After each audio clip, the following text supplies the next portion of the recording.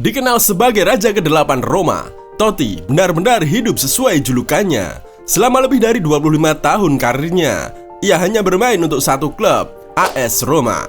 Nama Totti begitu melekat dengan Roma hingga sulit membayangkan klub itu tanpa dirinya. Totti adalah pencetak gol terbanyak kedua dalam sejarah Serie A, salah satu pemain terbaik dalam sejarah sepak bola Italia. Dan tanpa diragukan lagi, ia adalah legenda terbesar yang pernah dimiliki AS Roma. Jadi, apakah kalian sudah siap mendengarkan kisahnya? Siapkan dulu kopi kalian dan inilah Francesco Totti, seorang anak laki-laki yang terlahir untuk bermain demi rakyatnya. Francesco Totti lahir 27 September 1976 di Roma, Italia. Ia merupakan anak kedua dari pasangan Lorenzo dan Fiorella Totti. Sejak kecil, bakatnya sudah mulai terlihat. Momen yang benar-benar menyadarkan orang tuanya terjadi di sebuah pantai di Tor Vaianica. Saat itu, Francesco yang baru berusia 4 tahun melihat sekelompok anak yang lebih tua bermain bola. Ia pun meminta untuk ikut bermain, tapi mereka melarangnya untuk bergabung karena masih terlalu kecil. Meski begitu, ia tetap bersikeras hingga akhirnya diperbolehkan ikut bermain. Begitu kakinya menginjak lapangan, semua orang langsung menyadari bahwa dia bukan anak biasa. Ketika keluarga mereka pulang, sang ayah langsung mendaftarkannya ke salah satu tim muda setempat. Saat sudah bersekolah, Totti menyelingi waktu luangnya dengan memainkan bola sendiri di sekitar rumahnya di Porta Metronia. Berawal dari tembok sejak masa kanak-kanak, di dekat rumah dan di halaman sekolah, di mana saya belajar kontrol bola. Kontrol bola adalah kunci dari permainan sepak bola, kenang Totti dalam autobiografinya Un Capitano. Ia mulai menseriusi sepak bola di usia 6 tahun dengan mengasah dasar-dasar di klub amatir Fortitudo Ludditor. Setahun kemudian, Totti pertama kali dikenalkan pada AS Roma oleh ayahnya dengan diajak ke Olimpico untuk merasakan atmosfer sepak bola sebenarnya. Kecintaannya terhadap sepak bola semakin besar. Pada saat itu, tidak mudah bagi anak-anak untuk menonton pertandingan di televisi. Tetapi, rasa cintanya terhadap AS Roma, klub yang sudah dekat dengan keluarganya sejak ia lahir, terus bertumbuh. Idolanya adalah Giuseppe Giannini, kapten AS Roma saat itu. Suatu hari, dalam sebuah wawancara, Francesco mengenang momen spesial ketika ia pertama kali menonton AS Roma di stadion. Ia berkata, "Ayahku membelikan tiket untuk kami. Aku masih bisa memejamkan mata dan mengingat segalanya, merasakan warna-warna, mendengar nyanyian supporter, melihat asap dari flare yang menyala. Aku masih seorang anak kecil saat itu. Berada di stadion, dikelilingi oleh semua kemegahan itu, ada sesuatu yang menyala dalam diriku." Saat bermain di Lodigiani, bakatnya mulai diendus banyak pemandu bakat. Selain AS Roma, para pemandu bakat dari SS Lazio, Juventus, dan AC Milan pun kepincut padanya. Lodigiani sendiri menjanjikan Totti akan dimasukkan ke Lazio, akan tetapi Fiorella tidak rela. Ia mengontak Gildo Giannini, staf pelatih tim Primavera Roma, sekaligus ayah striker Roma Giuseppe Giannini, agar bernegosiasi dengan Lodigiani supaya Totti tidak dibawa ke Lazio, tapi ke AS Roma. Berbeda dari Juventus dan Lazio yang lempar handuk, AC Milan lewat manajer umumnya, Ariedo Braida, mendatangi kediaman orang tua Totti di musim panas 1988. Tetapi, ibu Francesco langsung menolaknya dengan tegas walaupun ditawari uang sebesar 150 juta lira. Ia berkata, "Jika kau lahir di Roma, hanya ada dua pilihan, merah atau biru, Roma atau Lazio. Tapi, dalam keluarga ini hanya ada satu pilihan, yaitu Roma." Namun tawaran dari Roma tak kunjung datang. Saat Lazio akhirnya mendekatinya, Francesco hampir menyerah dan menerima tawaran mereka. Tapi di saat-saat terakhir, seseorang datang menemuinya, Gino Giannini. Ya, itu nama belakangnya sudah disebut sebelumnya dalam cerita ini. Gino adalah ayah dari idolanya, Giuseppe Giannini, kapten AS Roma saat itu. Lebih dari itu, Gino adalah orang yang membuka pintu bagi Francesco menuju kehidupan barunya, kehidupan sebagai Francesco Totti, Raja baru Roma. Hanya dalam 3 tahun bersama tim muda Roma, Totti akhirnya mendapat kesempatan debut di Serie A saat usianya 16 tahun. Setelah disarankan bek senior Sinisa Mihajlovic, pelatih tim senior Roma, Fujarin Boškov, mengambil Totti dari tim junior. Totti pun memulai debutnya pada 28 Maret 1993 kala menggantikan Ruggiero Rizzitelli dalam laga tandang kontra Brescia. Sejak saat itu, Totti tak pernah lagi kembali ke tim junior. Setelah Carlo Mazzone menggantikan Boskov, Totti mulai sering jadi starter sebagai second striker. Perlahan, ia mendapat julukan El Bimbo de Oro atau si anak emas karena Mazzone dan presiden klub Franco Sensi belak-belakan mengemaskannya. Musim berikutnya, ia mulai mendapat lebih banyak kesempatan bermain dalam 10 pertandingan, meskipun tidak pernah bermain penuh selama 90 menit. Musim ini hanyalah prolog bagi karirnya. Sementara musim 94-95 menjadi bab pertama kisahnya. Dalam 25 pertandingan, ia mencetak 7 gol dan 6 assist. Angka luar biasa untuk seorang remaja meskipun ia jarang bermain penuh. Rata-rata, ia berkontribusi 1 gol atau assist setiap 105 menit. Masa depannya di Roma terlihat cerah. Musim 95-96, ia mendapat kesempatan pertama untuk merasakan atmosfer kompetisi Eropa saat bermain di Piala UEFA. Di turnamen itu, ia mencetak 2 gol dan 2 assist dalam kurang dari 400 menit, membuktikan bahwa ia tampil gemilang di level kontinental dengan kontribusi lebih dari 1 gol per 90 menit. Musim panas 1996 tiba, membawa kesempatan lain untuk membuktikan dirinya di panggung yang lebih besar. Ia terpilih untuk mewakili Italia di kejuaraan Eropa U21. Meski tidak dimainkan di babak pertama, ia akhirnya masuk sebagai pemain pengganti di semifinal melawan Perancis dan mencetak satu-satunya gol dalam pertandingan tersebut, membawa Italia ke final. Di final melawan Spanyol, ia kembali mencetak gol, kemudian pertandingan berakhir imbang. Italia akhirnya menang melalui adu penalti dan Totti pun meraih trofi internasional pertamanya. Namun, musim 96-97 menjadi ujian berat baginya.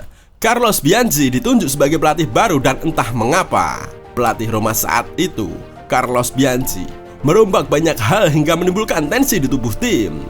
Gianni, idola Totti yang nomor punggung 10-nya sejak lama diinginkannya, memilih hengkang. Totti pun nyaris mengikuti jejak Gianni. Kala itu, Tottenham Hotspur berminat menampungnya dan Genoa mengajukan tawaran status pinjaman. Publik di Roma berhasil meyakinkan Totti bertahan. Publik juga mulai menjulukinya sebagai Il Gladiatore, sebagaimana para petarung kuno di Colosseum yang senantiasa setia pada Roma. Imbasnya, ketegangan antara Bianchi dan Totti meningkat. Presiden Sensi akhirnya turun tangan. Kala Bianchi menantang Sensi untuk memilih dirinya atau Totti, Sensi tak berpikir 2 kali untuk memilih anak emasnya. Di masa kepelatihan Zdeněk Zeman yang menggantikan Bianchi pada musim 97-98, Totti mendapatkan nomor punggung 10. Dia kemudian dipercaya menjadi kapten tim di usia 22 tahun. Saat itulah Totti mulai dijuluki Il Capitano lantaran menjadi kapten termuda dalam sejarah Serie A. Untuk pertama kalinya, Totti mencetak 2 digit gol dalam satu musim liga dengan total 13 gol.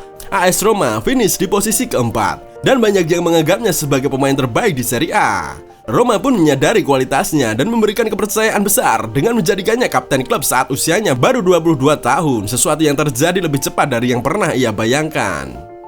Musim 98-99 menjadi titik awal puncak karirnya. Ia kembali berlaga di kompetisi Eropa dan tampil luar biasa dengan mencetak 7 gol serta assist dalam 8 pertandingan. Musim ini, Roma finish di posisi kelima dan kembali mengamankan tiket ke kompetisi Eropa. Pengakuan atas bakatnya akhirnya terwujud dalam bentuk penghargaan sebagai pemain muda terbaik di Serie A. Di musim panas tahun 2000, ia mendapat kesempatan bermain di turnamen internasional besar pertamanya, Euro 2000. Meski lebih sering dimainkan sebagai pemain cadangan, ia tetap berkontribusi besar, terlibat dalam 1 gol setiap 100 menit permainan, dan membantu Italia mencapai final. Sayangnya, mereka harus takluk dari Perancis di babak perpanjangan waktu dengan skor akhir 2-1. Totti tetap setia pada Roma dan terus berkembang menjadi seorang pemimpin sejati. Klub pun terlihat semakin dekat untuk membuat sejarah. Dengan Fabio Capello sebagai pelatih baru, Roma tampak siap memburu gelar juara.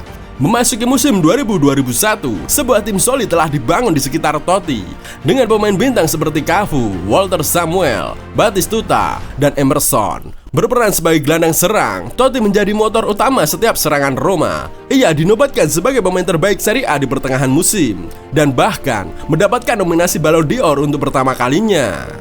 Pada akhir musim, Totti terlibat dalam 21 gol di Serie A. Dan momen yang selama ini ia impikan akhirnya menjadi kenyataan. AS Roma menjadi juara Italia. Musim berikutnya, 2001-2002, dimulai dengan luar biasa. Ia memenangkan trofi keduanya bersama Roma, Piala Super Italia. Roma kemudian tampil di Liga Champions, tetapi sayangnya mereka gagal lolos ke fase gugur meskipun memiliki jumlah poin yang sama dengan Liverpool. Namun, meski gagal di Liga Champions, Totti tetap bersinar. Pada akhir tahun 2001, ia kembali dinobatkan sebagai pemain terbaik Serie A dan meraih posisi kelima dalam Ballon d'Or, peringkat tertinggi dalam karirnya saat itu. Pada akhir musim, Roma mengalami apa yang hanya bisa digambarkan sebagai patah hati. Mereka finish di posisi kedua Serie A, hanya terpaut 1 poin dari Juventus. 5 pertandingan sebelum musim berakhir, Roma sebenarnya unggul 3 poin di puncak klasemen. Namun, 2 hasil imbang melawan AC Milan dan yang lebih mengejutkan lagi melawan Venezia membuat usaha mereka sia-sia. Musim 2002-2003 menjadi periode yang sulit bagi Roma dengan performa yang jauh dari harapan. Namun, mereka bangkit kembali dan berhasil finish di posisi kedua pada musim 2003-2004. Totti tampil luar biasa, mencetak 20 gol di Liga, rekor tertingginya saat itu. Tetapi, Raja tetaplah manusia dengan segala kekurangannya. Menjelang usia 30 tahun, Totti mulai sering menampakkan temperamennya. Ia mulai sering mengejek fans Lazio dalam setiap derby della Capitale. Emosinya yang gampang diprovokasi juga menyebabkannya disanksi kartu merah. Publik Italia pernah dibuatnya jengkel. Ulahnya meludahi bek Denmark, Christian Poulsen, di laga penyisihan grup C Euro 2004 membuat Italia gagal menang sehingga tidak lolos ke babak berikutnya. Totti pun dijadikan kambing hitam kegagalan Italia lolos. Di musim 2004 pula, Totti bertengkar dengan pelatihnya, Fabio Capello. Totti dianggap Capello makin arogan dan mulai malas-malasan latihan. Namun, Totti bertahan dan Capello akhirnya angkat kaki. Kendati ada iming-iming Real Madrid yang mencoba mengambil kesempatan dalam kesempitan itu, dibantu media-media Italia dan Spanyol, Totti menolak tawaran raksasa Spanyol tersebut. Setelah periode yang berantakan, Luciano Spalletti mengambil alih kursi kepelatihan. Spalletti menempatkan Totti dalam peran baru, lebih dekat ke gawang sebagai striker tunggal. Mengingat usianya yang hampir menginjak 30 tahun, keputusan ini tampak masuk akal.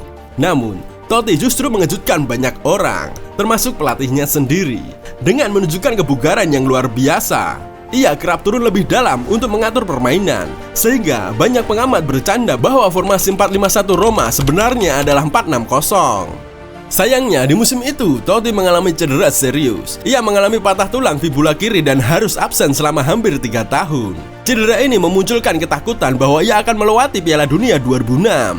Namun, dengan motivasi besar untuk pulih, Totti bekerja keras dalam pemulihannya. Ia bahkan berhasil kembali tepat waktu untuk tampil di final Coppa Italia. Meskipun hanya bermain sebagai pemain pengganti dalam kekalahan Roma dari Inter Milan, banyak yang awalnya tidak percaya bahwa ia bisa pulih tepat waktu untuk Piala Dunia. Namun, pelatih tim nasional Italia Marcello Lippi meyakinkannya bahwa jika ia bisa pulih, ia akan tetap masuk skuad. Totti pun kembali ke performa terbaiknya setelah pulang dari Piala Dunia 2006 sebagai juara dunia.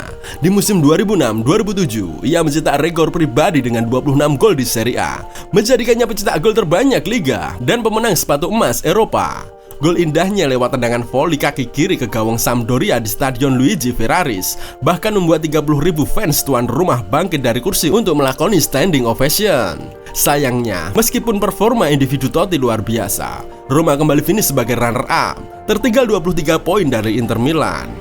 Pada akhir tahun itu, Totti kembali dinobatkan sebagai pemain terbaik Serie A untuk kelima kalinya dalam karirnya. Namun, tidak lama kemudian, ia kembali mengalami cedera parah. Kali ini, ia mengalami robek ligamen ACL yang membuatnya absen sepanjang musim. Meskipun tanpa Totti, Roma akhirnya memenangkan Coppa Italia. Dalam momen emosional, Totti yang masih cedera diberikan kesempatan untuk ikut mengangkat trofi, menjadikannya kapten tersukses dalam sejarah Roma. Namun, beberapa musim berikutnya menjadi periode tersulit bagi Roma. Performa mereka menurun yang akhirnya membuat Spalletti mengundurkan diri dan digantikan oleh Claudio Ranieri. Di awal kepemimpinan Ranieri, Totti sempat menunjukkan performa luar biasa dengan 2 hat-trick di Liga Eropa. Namun, musimnya tidak berjalan mulus karena serangkaian cedera yang membuatnya tidak bisa banyak membantu tim. Di akhir musim 2009-2010, Roma kembali finish di posisi kedua, kalah dari Inter Milan, dan juga kembali dikalahkan oleh Inter di final Coppa Italia. Pada laga tersebut, Totti mendapatkan kartu merah langsung setelah menendang Mario Balotelli, yang sepanjang pertandingan terus memprovokasinya dengan hinaan. Ketika ditanya apakah ia menyesal, Totti dengan tegas mengatakan bahwa ia tidak merasa bersalah. Bahkan, beberapa pemain Inter senang dengan apa yang dilakukan Totti. Beberapa dari mereka bahkan memberi tos saat ia meninggalkan lapangan. Ada masa di mana Ranieri tampaknya mencoba menggantikan Totti dengan striker yang lebih muda, membuat sang kapten harus duduk di bangku cadangan dalam beberapa pertandingan. Namun, setelah beberapa perubahan di tim, Ranieri akhirnya digantikan oleh Luis Enrique pada musim 2011-2012, yang saat itu adalah pelatih Barcelona B. Sayangnya, Enrique hanya bertahan 1 musim sebelum mundur. Lalu posisinya diisi oleh mantan pelatih Roma, Zinedine Zidane. Zidane kembali mengubah posisi Totti, kali ini lebih ke sisi kiri lapangan. Sayangnya, perubahan ini tidak membuahkan hasil seperti yang diharapkan, dan lagi-lagi pelatih Roma mengundurkan diri, membuat musim menjadi kacau. Roma berhasil mencapai final Coppa Italia lagi di tahun 2013, tapi kali ini mereka kalah dari rival sekota Lazio dengan skor akhir 1-0. Pada titik ini, Totti sudah berusia 37 tahun dan tidak banyak yang tersisa dalam dirinya sebagai pemain.